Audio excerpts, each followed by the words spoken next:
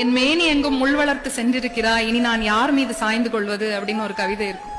கத்தாழ செடி பாத்தீங்கன்னா முள்ளு முள்ளா இருக்கும். போர்க்குப்பைன முள்ளம்பன்றி பாத்தீங்கன்னா முள்ளு முள்ளா இருக்கும். அதுக்கு ஆதுரம் வேணும்னா அது போய் எந்த பிராணியும் அணைச்சிக்க முடியாது.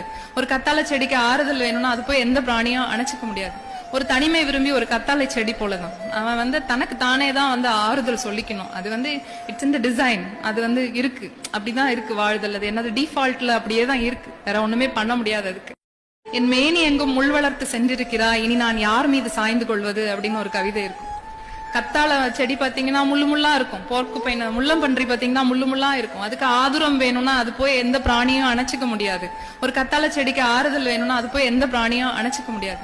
ஒரு தனிமை விரும்பி ஒரு கத்தாழை செடி போலதான் அவன் தனக்கு தானே தான் ஆறுதல் சொல்லிக்கணும். அது இட்ஸ் இந்த டிசைன், அது இருக்கு, அப்படிதான் இருக்கு வாழ்தல். அது என்னது டிஃபால்ட்ல அப்படியே தான் இருக்கு, வேற ஒண்ணுமே பண்ண முடியாது அதுக்கு. என்